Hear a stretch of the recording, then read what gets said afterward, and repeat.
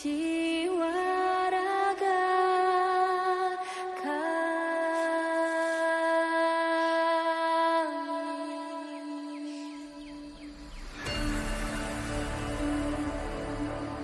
Indonesia is the most beautiful land in the universe. The land where we were born. The nation where we grew up. So many colors that live together in peace. With a million timeless treasures. With an abundance of natural wealth. Indonesia is not just wonderful. Indonesia is a wonderland. Sejarah NKRI. Sejarah negeri Jamrud Khatulistiwa dengan ribuan pulau dan bentang lautnya yang membiru. Baik sebelum merdeka maupun sesudah merdeka tercatat dengan berbagai peristiwa besar, kecil, pasang, surut dalam berbagai masa. Negeri ini punya masa-masa jayanya, terutama di masa kerajaan Sriwijaya dan Majapahit. Ketika wilayah ini dijajah oleh berbagai bangsa dan dihisap semua kekayaan alamnya. Dan diberdayakan semua penduduk untuk kepentingan bangsa penjajah. Menimbulkan perlawanan dari rakyat Indonesia, maka bangkitlah perlawanan dari seluruh pelosok negeri silih berganti bagaikan api tak kunjung padam. Perlawanan bangkit di mana-mana, menaburkan benih kepahlawanan di seluruh persada Nusantara. Hasanuddin, Sultan Agung, Pangeran Diponegoro, Imam Bonjol, Sultan Agung Tirtayasa, Patimura, Teku Umar, Cut Nyadin, Sultan Hamid, dan lain-lainnya. Tak terbilang banyak adalah pahlawan-pahlawan kusuma bangsa yang dengan gagah berani menyabung nyawa melawan penjajah. Pergerak nasional yang muncul di sekitar tahun 1908 menyadarkan rakyat bangsa ini akan perlunya membangun sebuah negara merdeka dan menjadi tuan di negeri sendiri. Perjuangan itu berhasil membangun semangat persatuan dan kesatuan melalui Sumpah Pemuda tahun 1928, serta rasa kebangsaan, rasa nasionalisme, cinta tanah air, dan terus berjuang sampai titik darah penghabisan dengan semangat merdeka atau mati. Puji syukur kepada Allah Subhanahu wa Ta'ala yang melimpahkan anugerahnya berupa kemerdekaan kepada bangsa ini. Tanggal 17 Agustus 1945 merupakan proklamasi kemerdekaan bangsa Indonesia dengan membentuk Negara Kesatuan Republik Indonesia atau sering kita kenal NKRI yang wilayahnya dari Sabang sampai Merauke. Proklamasi itu disambut oleh seluruh rakyat di setiap pelosok negeri dengan rasa gegap gempita, bersatu padu dan bertekad untuk mengawal negara proklamasi tersebut. Bergaulnya proklamasi belum mengakhiri perjuangan rakyat Indonesia. Ternyata ancaman masih datang silih berganti. Ancaman dari luar membuat proklamasi yang masih baru nyaris tamat riwayatnya.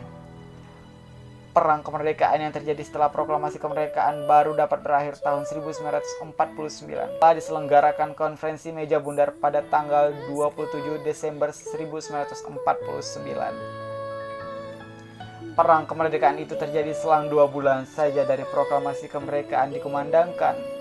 Tepatnya mulai tanggal 15 Oktober 1945 yang disebut dengan pertempuran 5 hari di Semarang melawan tentara Inggris.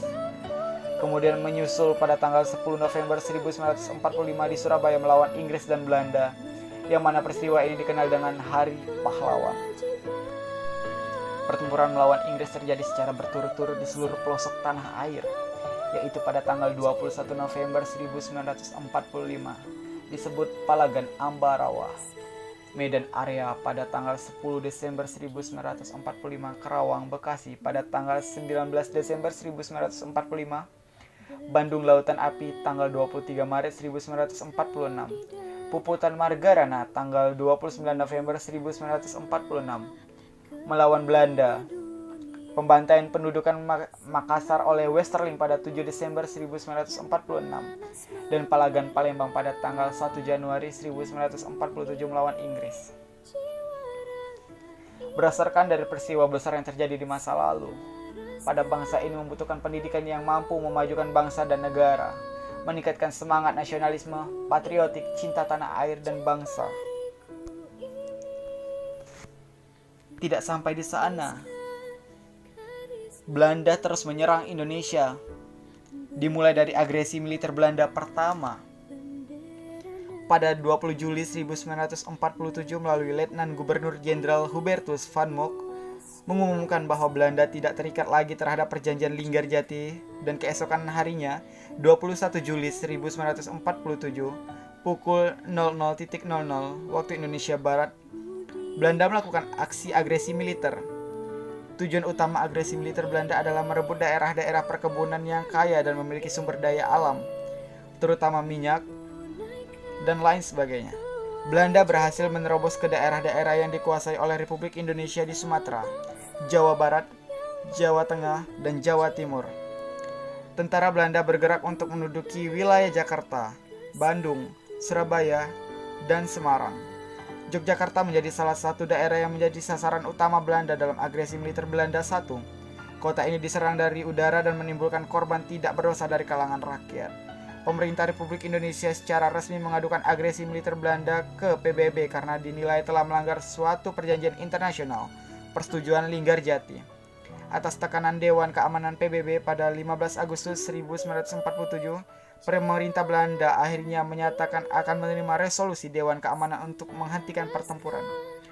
Pada 17 Agustus 1947, pemerintah Republik Indonesia dan pemerintah Belanda menerima resolusi Dewan Keamanan untuk melakukan gencatan senjata. Tidak sampai di sana, agresi militer Belanda II mulai dilancarkan lagi. Agresi militer Belanda II atau Operasi Gagak merupakan peristiwa penyerbuan secara militer yang dilakukan oleh pasukan militer Belanda terhadap wilayah Republik Indonesia dan ibu kota Yogyakarta. Pagi hari tanggal 19 Desember 1948, Wakil Tinggi Mahkota Dr.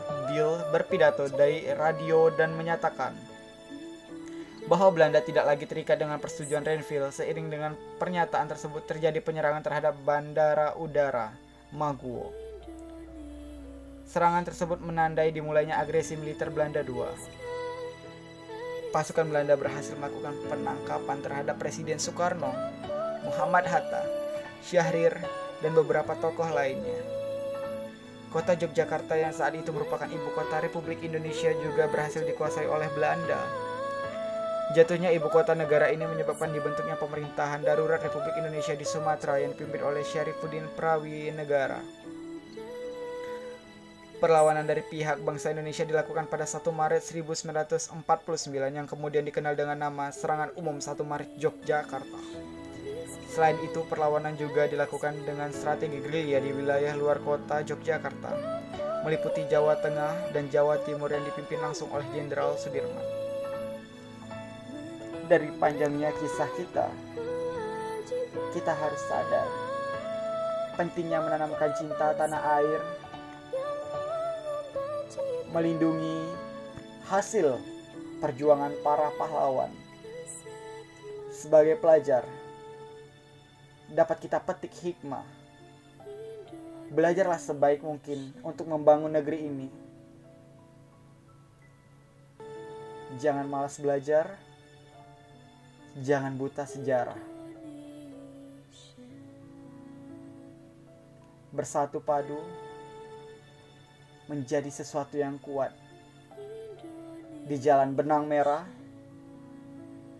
di bawah langit putih, bentangan laut biru adalah simbol kemegahan Indonesia. Mari bergerak maju untuk satu suara. Indonesia merdeka. NKRI harga mati.